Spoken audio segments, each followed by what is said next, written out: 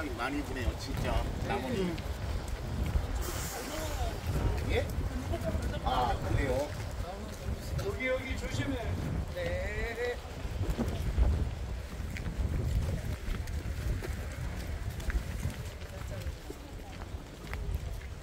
마을이 있네요, 생각가 보니까.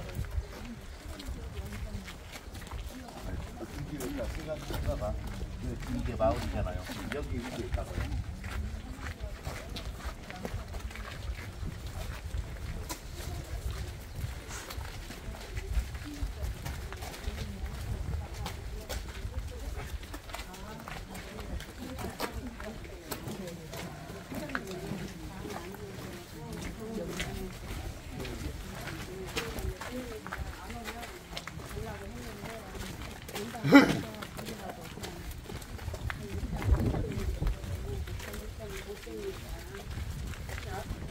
아, 저기구나, 저기. 맞네. 사실은 미역이 아니라 안 챙겨가지고 체험시는 거 자그마한 거야. 넘기고 체험시 언니를 또 낮춰놓은 거야. 출장에서 바로 오신 거세요, 어머니? 네, 인사가 많아가지고 출장 가까우니까.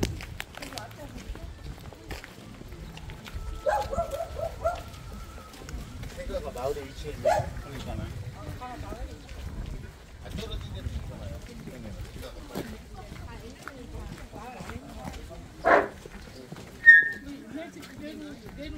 예, 예, 그렇죠. 옛날 그대로 지금 되어 있는 것 같은데요, 보니까는.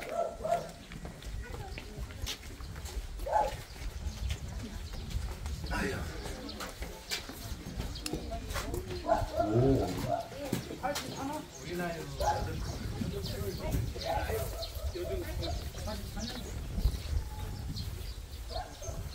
그렇죠. 현수막 안 가져왔지? 아, 예, 차에 모르고.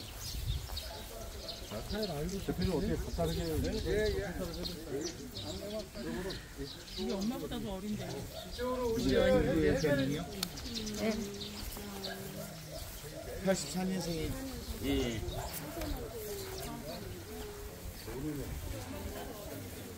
이쪽으로 오세요, 얼른. 저희 아버지가 82년생이시거든요. 장인 씨, 예. 그 안무로 갔으니까. 이요.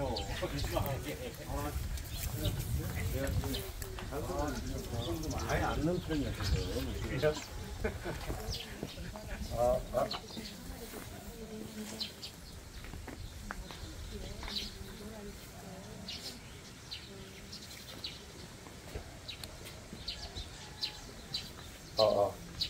정식으로 인사드리겠습니다. 저는 김주열 열사 추모공원의 안내사로 있고요. 이렇게 선생님들께 간단한 해설을 좀 해드리려고 여기 생가에 모시고 왔습니다. 박형태라고 합니다. 반갑습니다. 물론 이제 선생님들 그 김주열 열사에 대해서 많이 저보다 더 잘 아시고 또 민주주의에 대해서 또 사일구 혁명에 대해서 더 잘 아시기 때문에 거기에 대한 그 설명이나 이런 부분들은 않도록 하겠습니다. 지금 여기 생가에 처음 오신 선생님도 계시고 또 오셨던 선생님도 계실 건데 아까 또 저기 대표님께 말씀드렸는데 여기가 조금 아쉬운 게 지붕이 옛날 초가 지붕으로 그대로 남아 있었으면 더 좋았을 텐데 남원 시에서 관리상 기와집으로 교체를 한 게 조금 안타까운 부분이고 이렇게 보시기에 여기서 보셔야 될 부분은 이 원형이 1950년대 그 원형이거든요. 지붕만 좀 바뀌었어요. 그러면은 앞에 딱 보이는 게 좌측에 우물이 하나 보일 겁니다. 예, 우물이 보이는 것은 50년대 아시겠지만 공동우물이다 보니까 그 마을 한가운데 있어야 되는 우물이 여기 집 안으로 들어왔다는 것은 그만큼 부요했다는 뜻이거든요. 예, 그럴 수밖에 없는데 할아버지 대표님이 전장 중진은 할아버지께 내장하셨고 아버지 중진도 조합장하셨고 또 천적분 집안이다 보니까 필요한 그런 생활을 하셨던 부분이었고 여기에 항상 쌀가마가 저기 출입문 병원 근처에 쌀가마가 항상 되게 있었어요. 그것은 50년대에 사실은 가난하다 보니까 먹고 살기 힘들지 않습니까? 그런데 흉내에서는 흉내 주민들한테 들어와서 쌀까봐 한동안 간대가라고 항상 싸놨다고 하더라고요. 그리고 혹시나 거지들이 지나다니면 다 불러들였대요. 누가 그러냐면 김지열 여사 모친 권찬주 여사가 불러들여서 다 밥을 좀 먹이고 그 정도로 인적을 많이 쌓았던 기반인데 이제 김지열 여사가 고등학교 올라갈 때쯤 되니까 갑자기 물론 그 전부터 그렇지만 가세가 많이 기울어지기 시작합니다. 그 이유가 아버지 김대기님의 병치로 혈압 때문에 치료 하느라고 많이 집안이 좀 힘들었던 그런 분이었던 것 같아요. 그래서 고등학교 올라갈 때쯤 돼서 학비 걱정할 정도까지가 이상하더라고요. 그래서 아시겠지만은 군주고등학교 합격을 했는데도 아버님이 맞이해서 거기 배치도 못 시켜주고 청하기를 힘들고 하는 분들이 잘못도 안 들어갔어요. 남원에 있는 고등학교 가잖아요. 그래서 남원 농업고등학교 지금 용동으로 바뀌었거든요. 농업고등학교에 한 2달간 다니시다 전성이 한 맞아가지고 그만두시고 복학을 하다가 서울로 어머니 권찬지 여사가 1959년 12월 25일 날 서울로 올라갑니다. 올라간 이유는 영어 부족한 영어를 조금 보충하려고 올라갔다고 하더라고요. 그래서 거기 올라가서 사촌형 또 손위 조카 집에서 2, 3개월 동안 거기서 기도하면서 YMCA 영어반에 등록해서 영어를 수강을 했다고 하더라고요. 그 시기에 고등학교 철도고등학교죠. 철도고등학교 지원을 해서 아쉽게 떨어졌던 그런 시기에 마산상고 다니던 하용웅이라는 선배가 있는데 그 하용이라는 선배가 이 집 근처에 있는 정확히 제가 어딘지 모르겠습니다. 그 선배가 어렸을 때 김주열 열사가 친형보다 김광열 친형보다 더 따랐다고 하는 그 선배가 마산상고를 졸업하고 서울대학교 가기 위해서 입학원서를 들고 서울에 올라가면서 김주열 열사를 만나가지고 주열아 너희 집 사정은 내가 잘 아니 너희 그 형편은 잘 아는데 우리 학교에서 올해부터 장학금 제도가 장학생 제도가 신설됐다. 요 정도 실력이면은 장학금 받고 충분히 다닐 수 있으니까 우리 학교 와라. 우리 학교 졸업해서 너 어렸을 때 초등학교 국민학교 다닐 때부터 선생님과 주편도 잘 줬잖니. 우리 학교 와서 졸업하고 은행에 취직해서 나중에 은행장까지 올라가서 교수님 너희 집안을 이렇게 세우면 어떻겠니? 라는 말에 오케이 해가지고 오케이 한 때가 1960년 3월 8일이었다고 하더라고요. 그런데 안타깝게 마산상고는 입학원서 접수가 3월 7일 날 마감이 됐어요. 하루가 지난 거죠. 근데 하용우 선배의 담임 선생님을 통해서 비공개로 접수를 하고 남원에 내려온 날이 3월 9일 날 내려가지고 어머니께서 너 시험 가서 잘 치르고 오니라 하고 쌀을 한 대박 가지고 남원 장날에 가지고 팔아서 5,000원 하고 교통비 그리고 하얀색 셔츠 하얀색 셔츠를 사가지고 김주열 열사를 입혀서 보냈다고 하더라고요. 그래서 시험을 잘 치렀답니다. 3월 10일 날 올라와서 3월 11일 날 마산 상업고등학교 시험을 잘 치르고 합격자 발표하는 날이 14일이었다고 하더라고요. 잘 아시다시피 3월 14일 날 합격자 발표하고 합격증을 받아가지고 예정대로 내려왔으면 우리나라의 4.19 혁명은 많이 났을 겁니다. 그런데 아시겠지만 그 다음 날이 우리나라 제4대 대통령 5대 부통령 선거 날이었잖아요. 1960년 3월 15일 날 자유당에서 선거 전날에 군중들이 모이는 걸 극도로 싫어했어요. 그러다 보니까 각 일선 교육청에다가 3월 14일 합격자 발표하지 말고 선거 끝난 다음날 3월 16일 날 합격자 발표하고 합격증을 나눠줘라 이렇게 통보를 해버린 거예요. 그래서 합격증을 받으려고 형이 김광열 형하고 같이 마산으로 올라가서 이모 할머니 댁, 안영자님 댁에서 합격증 받으러 올라갔습니다. 올라가고 나서 그 다음날 잘 아시다시피 대대적인 그 부정 선거가 자행이 됐지 않습니까? 거기에 그 사전투표라고 아시겠지만 40%의 기표된 표를 미리 투표한 표에다 집어넣은 게 마산에서 발각이 됐던 거죠. 예, 그래서 그로 인해 가지고 마산에서 시위가 일어났고 부정선거 항의 시위가 일어났고 김주열 열사하고 형인 김광열 형이 같이 시위에 참석을 했는데 저녁 그렇다는 데니까 오후 정도 되니까 저녁 7시 이후부터 총을 발포하는 사례가 벌어졌고 그리고 형이 보기에 안 되겠다 싶어서 저녁에 밥을 먹으러 집에 들어와서 주열아, 너는 저녁밥 먹고 집에 있어라. 내일 합의증을 받아가지고 나머지 내가 갈로민이 위험하니까 집에 있어라 하고 손만 나갔다는 거예요. 그런데 불일보 못 참는 성격의 김주열 열사는 저녁 식사를 마치고 검은색 외투를 벗어가지고 옷걸이에다 걸어놨습니다. 왜냐하면 주변에서 지인들이나 아주 친척분들이나 성이 왔다 갔다 해서 보면은 주열이가 쉬하러 멀리 나가는 게 아니고 집 근처에 있구나, 집에 있구나라는 것을 안심시킬 목적으로 외투를 벗어가지고 딱 걸어놨는데 그 안에는 어머니께서 장날에 사줬던 하얀색 셔츠만 입고 시위 현장에 나갔던 거죠. 그 시각에 소방차가 전봇대를 들이받았고 정지됐답니다. 그런 찰나에 시위하는 사람들은 많이 있는데 그 중에 유독 하얀색 셔츠가 눈에 띄었던 거죠.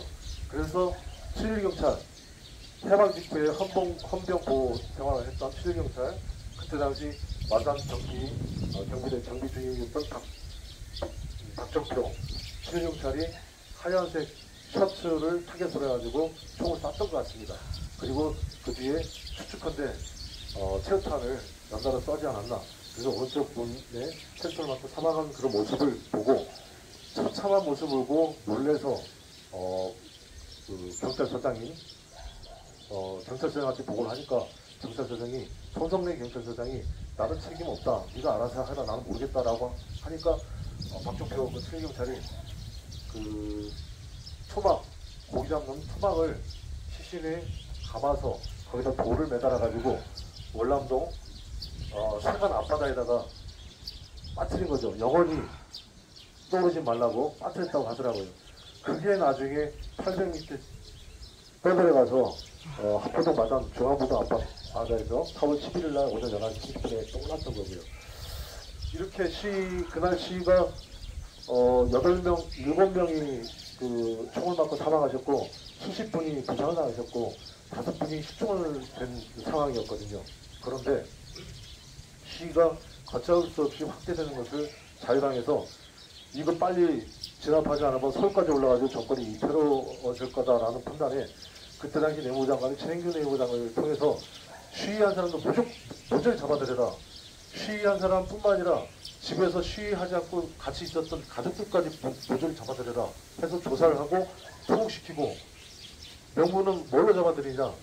시위했던 사람들은 부정선거 항의 시위했던 사람들을 북한 공산 괴뢰 정부의 협조를 받고 그 용공문자로 낙인 찍어서, 한마디로 빨갱이라는 낙인을 찍어서 무조건 잡아들이라 하는 바람에 난리가 난 거죠. 어느 정도냐면은 부상을 내가지고 병원에 누워있는 사람한테 경찰하고 사진 기자가 찾아갑니다. 왜 다쳤냐고 물어보면은 시위 도중에 다쳤단 말은 못합니다. 왜? 빨갱이 집안으로 낙인 찍혀오면 큰일 나니까. 지나가다가 시위를 하는데 별일이 있어서 지나갔는데 총알이 날아와서 총 맞았다. 또 어떤 사람은 뛰어가다가 볼일 보고 뛰어가는데 잘못 넘어져가지고 돌멩이에 찍혀서 다쳤다. 시위의 시자도 꺼내지 못하는 정말 죽음의 도시가 되어버린 겁니다. 그러다 보니까 자유당 정부에 생각하는 것처럼 3, 4일 만에 잠잠해지고 시위가 완전히 진압이 되어버려요. 그런 상황에서 그 마산 시민들은 말 못하는 그 울분이 가슴속에서 차오르는 그런 상황에서 그 김주열 열사 모친인 권창주 여사는 김주열 열사 아들을 찾고자 남원에서 급히 올라갑니다. 올라가서 27일 동안 어떤 역할을 했냐. 사실은 8.19 혁명 하면은 김주열 열사가 도와서 했다고 하는데, 김주열 열사를 마산으로 만들었던 분은 어머니 권창주 여사입니다. 어머니께서 어떤 역할을 하시냐면은 올라가자마자 시청 도지사실, 각 경찰서, 각 기관들 천원을 당당하게 외쳤다고 하더라고요. 우리 주열이 실종됐는데 여기서 부정선거 항의하다가 부정선거 항의 시위하다가 실종됐다. 그렇게 외치고 다니고 집집마다 27일 동안 잠을 안 주무셨다고 하더라고요. 27일 동안 집집마다 2번, 3번 다니면서 우리 주열이 인상착의는 없었고 이 부정선거 된 그 항의 시위하다가 실종됐는데 찾아달라고 그렇게 외치고 하는 바람에 마산 시민들이 감동을 해서 시위의 시자도 못 꺼내는 그런 상황에서 어머니가 당당하게 저렇게 외치고 다니까 어머니 입장에서 그랬다고 하더라고요. 내가 공산의 오열, 간첩의 가족이라고 조명을 받아도 나는 상관없다. 단지 우리 주열이만 찾으면 된다라는 신념하에 그러고 다니면서 27일 동안에 그 마산 시내 전체에 한마디로 시한폭탄을 장전해주는 역할을 어머니께서 하셨던 거고, 마산 시민들은 적어도 부정선거 항의 시위하는 사람이 김주열 열사라는 부분을 전체가 다 알았던 상황이었습니다. 그러다 보니까 27일이 지난 다음에 갑자기 이 집에서 전보가 급한 전보가 오라, 아버지 김재기님이 지금 위독하니까 빨리 내려오라, 그 소리를 듣고 4월 11일 날 오전에 차를 타고, 아침 첫 차를 타고 마산에서 남원에 오는데 중간중간에 함양이라는 도시였는데, 함양에 보면 지금도 있지만 팔랑제라고 있습니다.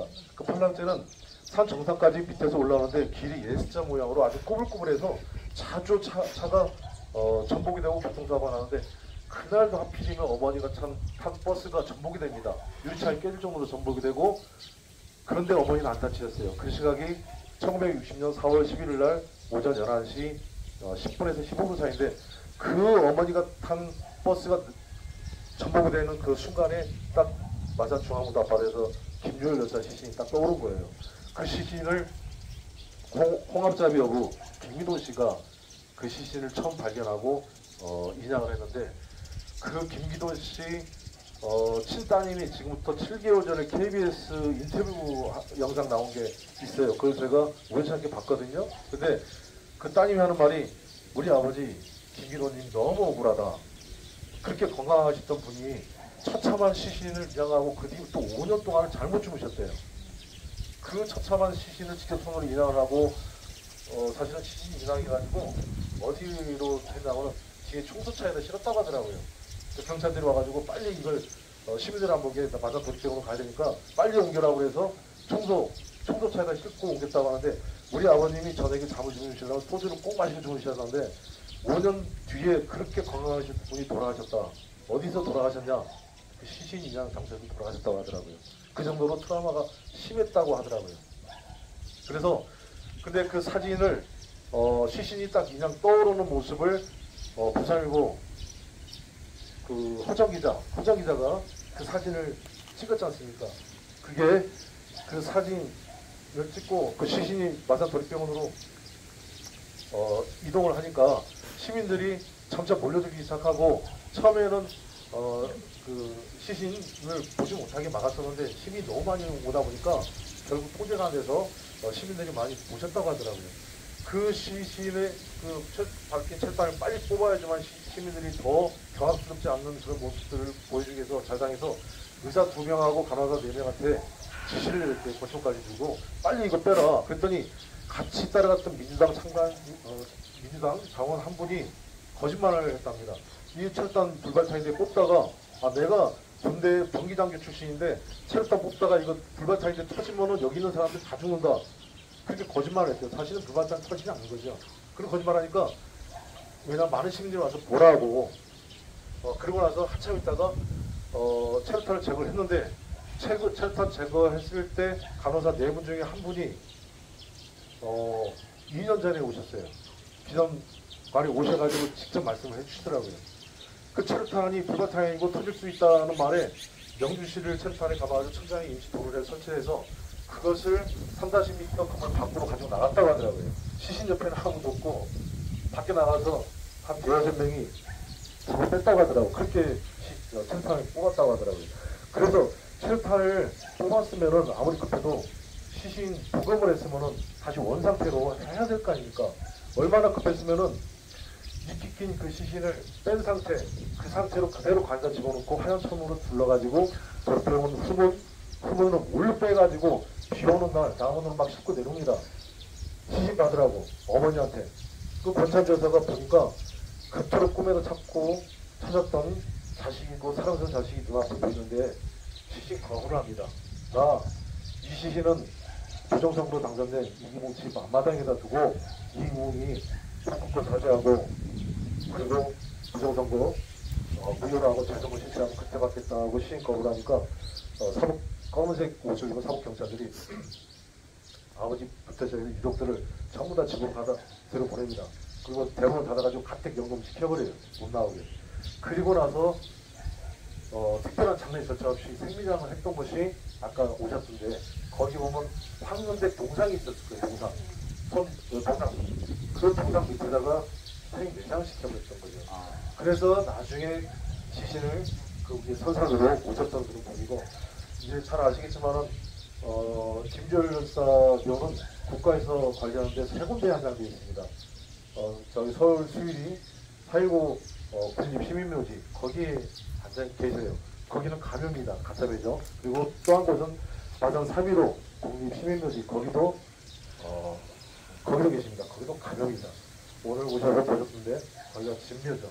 그래서 김주열 열사는 사실은 동서화합의 대표적인 인물이라고 말씀드릴 수가 있고 살아서는 남원의 그 사랑스러운 남원의 그 호남의 아들이었고 죽어서는 마산의 경남 그 경상도 아들이었고 그리고 4.19 혁명을 통해서 영원히 우리 가슴에 남은 달의 아들로 되신 게 김주열 열사라고 말씀드릴 수 있고 그리고 한 가지 저는 제가 사실은 해설이 2시간 해설이거든요. 근데 오늘 시간상으로 11시 30분까지 가야 하니까 추격을 하다 보니까 두서없이 하고 하는데 한 가지 알아두셔야 될 부분은 아시겠지만은 그 김주열 열사 4.19 혁명 일어나기 전에 3.15 부정선거가 있고 나서 그리고 나서 김주열 열사가 실종이 되고 대학생들 최초로 전북대학교에서 시위가 있었습니다. 저희도 사실은 4.18 고대 학생 시위 때문에 고려대학생이 먼저 하지 않았나 그렇게 생각했었는데 4월 4일날 전북대학교 4월 그때 당시에는 개학날이 4월달이었다고 하더라고요. 지금 3월인데 개학날에 맞춰가지고 전북대학교 학생 700여 명이 정책 외교학과 학생 700명이 민주 선언문을 작성하고 부정선거 항의하는 시위를 나가려고 했는데 교문 앞에서 경찰들한테 제지를 당했대요. 거기서 PD 정보를 주한 경찰들이 교문 밖으로 나가지 못하게 좀 막고 거기 주동자 7, 8명을 이렇게 연행하는 그런 부분이 있고 어쨌든 대학교에서 최초로 전북대학교에서 4월 4일날 학생 시위가 있었다는 그 부분 알고는 계시지만은 다시 한번 말씀드리고 사실은 4.19 혁명이 아시겠지만은 뿌리는 1894년 동학농민혁명부터 그때 민중혁명부터 시작이 돼서 1919년 그 3.1운동에 민주주의 자주 독립과 해방정신을 이어받아서 4.19 혁명이 발생했고 이 4.19 혁명이 아시겠지만은 79년 부마항쟁, 80년 5.18 광주민주화항쟁, 그 다음에 87년 2월 12일 2월 항쟁 이렇게 넘어와서 최근에는 촛불혁명으로 돌아왔지 않습니까? 그리고 잘 아시겠지만은 12.3 윤석열 정부의 비상지원 선포 그로 인해서 또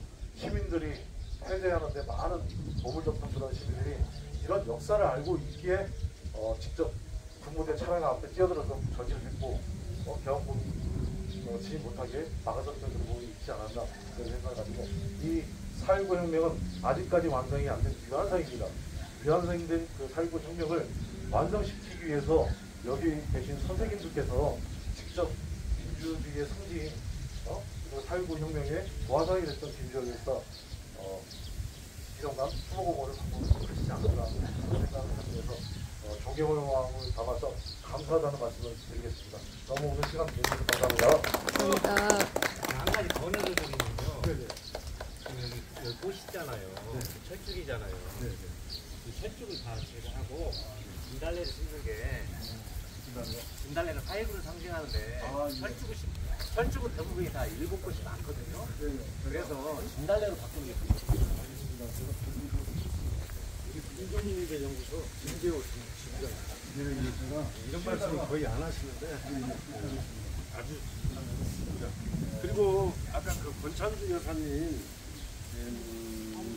역할을 올해 4월 불꽃이라는 영화가 개봉됐어요. 그런데 우리가 소식을 잘 모르죠. 그런 영화는 개봉관이 열리지 않아. 저희가 지금 5.18 전북 영화제에서 그 영화를 한번 상영을 해보려고 그래요. 영화는 잘 만들어져서 만들어요. 그리고 우리 하나 주시는 분이 아까 최인규 내무장관 얘기를 했지만은 최인규 내무장관이 끝나고 3월 23일인가 4일인가에 홍진기가 내무장관이 돼요. 그래서 4.19 양성 때는 내무장관이 홍진기예요.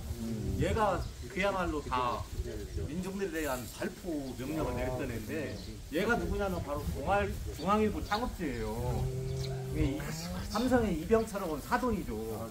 그래서 홍진기에 대해서 우리가 좀 알아야 중앙일보가 4.19를 피로 물들였던 세력들입니다. 일단 이동하시면서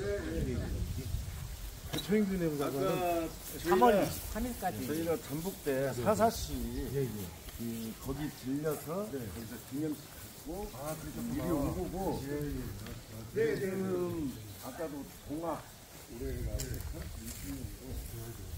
5.18 강주 항쟁이라고 하는 강주대가 빠졌지. 5.18 무가운 그런데 그 최초 이성자가 전북대 이세종 열사예요. 그게 43년 만에 정리한 것을 공식적으로 중상이 기념을 가지고 그동안은 그게 오락가락하고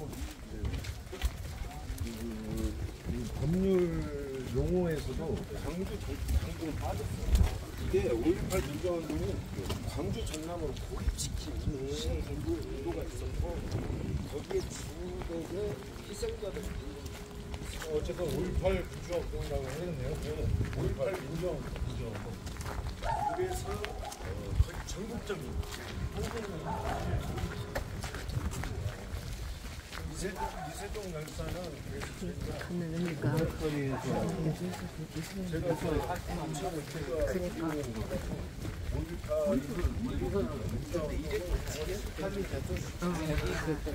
맞아요. 길 이름이 도봉.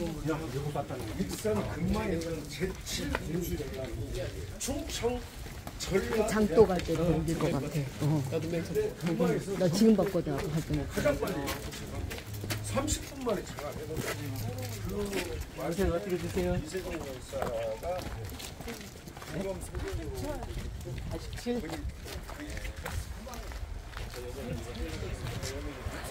어머니 생각났었어. 안녕하세요. 얼굴 안 나왔어요.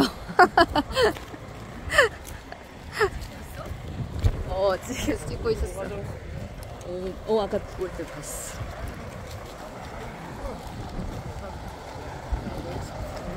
정말.